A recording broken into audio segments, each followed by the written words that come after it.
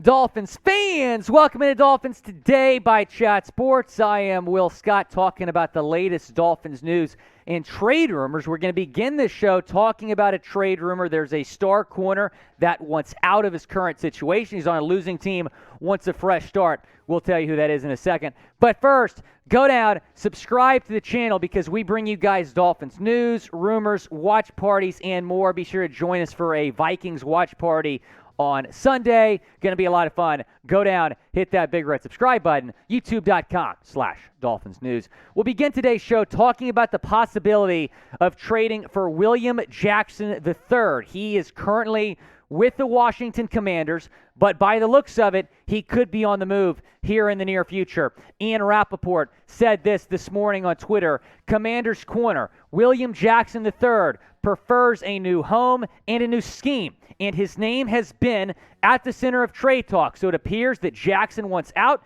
and Washington is willing to move him. Here is what Ian Rapoport said in an article posted on NFL.com. Sources say the former big-ticket free agent corner would like a new home, and the Commanders have engaged in active trade talk centered around him with hopes of making that happen.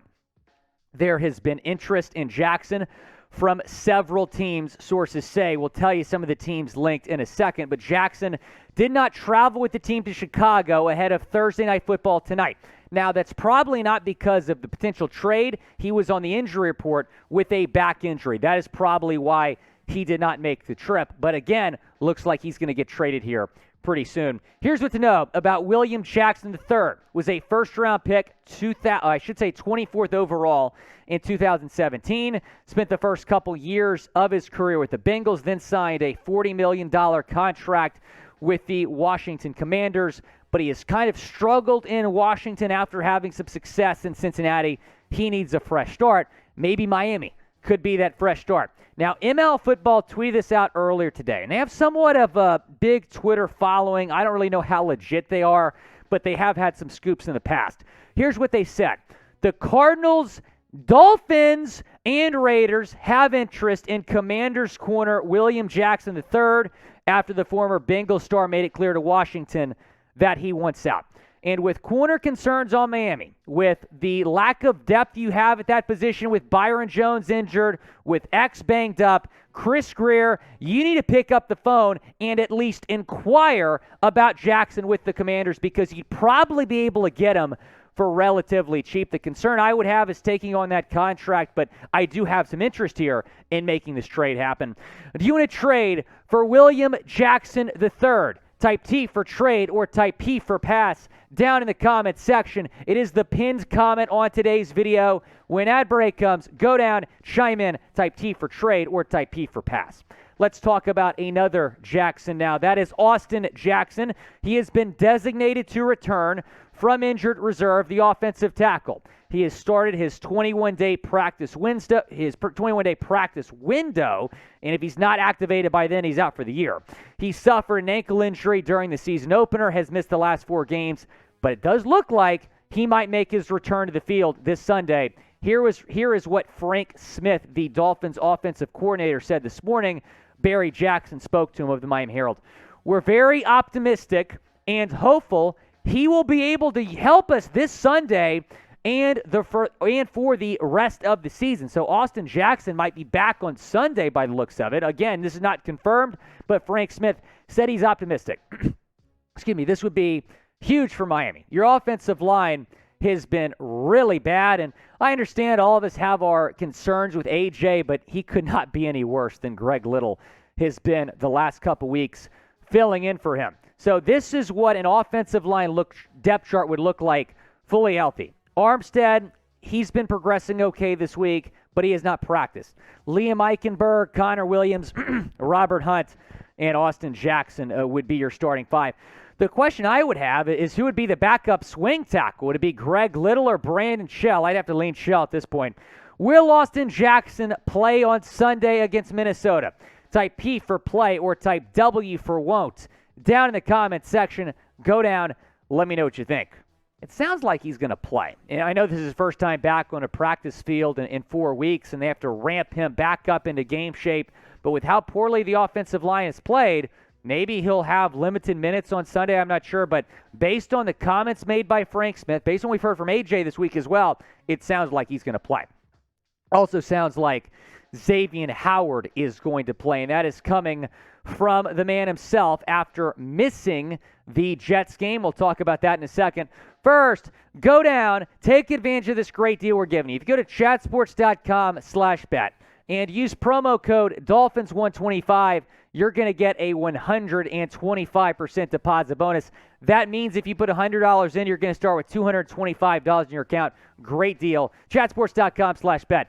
That's the promo code. And the Dolphins, once again, being disrespected by Las Vegas. I understand they're having to start their third-string quarterback. I still believe in this football team. I'm going to take a money line. I'm going to take them +3. I'm going to take the over because Skylar Thompson's going to throw 5 touchdowns. You should do the same. Chatsports.com/bet. Promo code Dolphins125 to pick up that 125% deposit bonus. Talking about X, here's what Barry Jackson tweeted out earlier.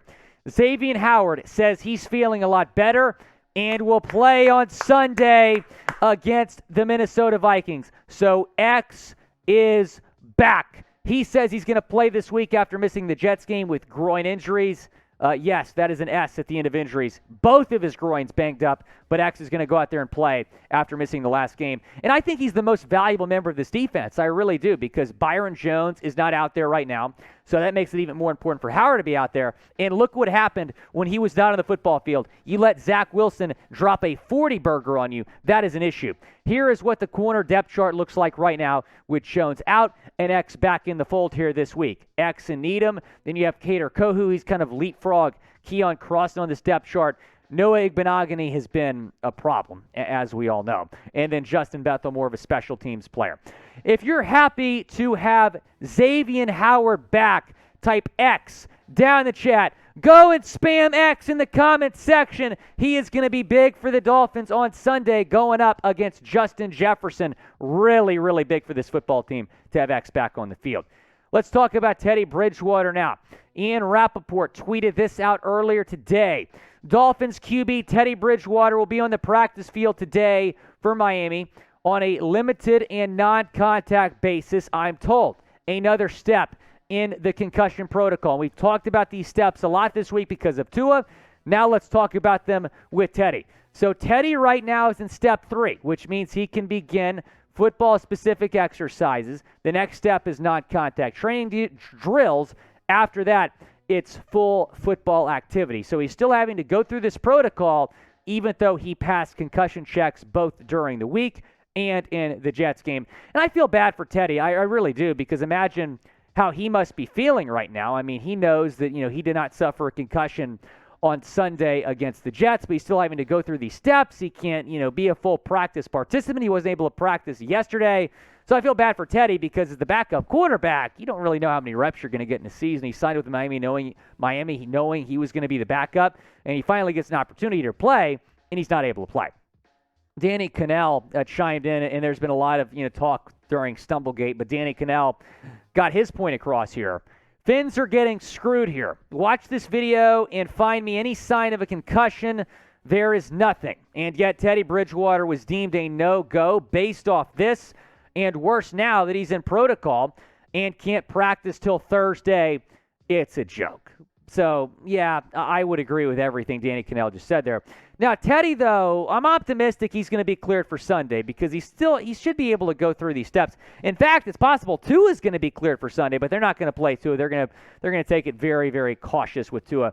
But if he isn't cleared, Reed Sinnett will be elevated from the practice squad and will back up Thompson, a familiar name, because he spent the 2021 preseason with the Dolphins, performed well.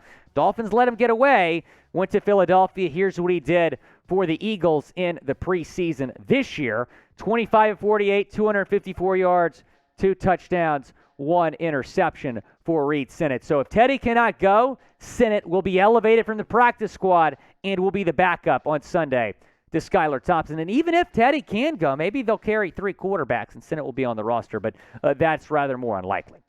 Now let's get into what some people are calling ping pong gate. There's been a lot of confusion about what's going on with the ping pong table over at the Dolphins locker room. Here's what Mike McDaniel said yesterday.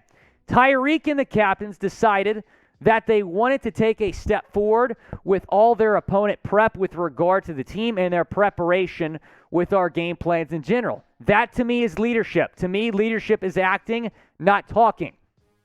There's a bunch of different examples from those guys. And that's why they're captains, and that's why I rely on them. Because it's about solving problems, not complaining about them. They collectively, as a group of players, wanted more time investment during the week on their jobs for Sunday. So instead of just saying it, they did something about it. But there might have been some confusion here with Mike on why the ping pong table was removed. Because Hal Habib, Sports Writer in Miami, tweeted this out moments ago. Vital breaking news. Tyreek Hill says he has ordered a special Miami Dolphins ping pong table to replace the previous one, which wasn't up to standards. Says it's just past time and that in no way interferes with football preparation. So Mike yesterday said that they were removing it to eliminate a distraction, but Tyreek's like, no, we just need a better ping pong table. So the Cheetah kind of putting ping pong gate to rest here now that we know what actually is going on. So as a ping pong enthusiast, I enjoy that story. Want to give some Twitter shout outs here. Thanks to all of you for following me on Twitter. These were our first 10 follows after the show on Tuesday. Janae Benson, TJ McCarty, Jose, Danny Shoup, Heat Nation, Marky Mark, Frank Chai, John, Chase Harris, Scott Hall. Thanks for following me on Twitter. I appreciate it. Go follow me on Twitter at WillScott44. If you have any questions about the Dolphins, I will answer it. Go follow me on Twitter at WillScott44.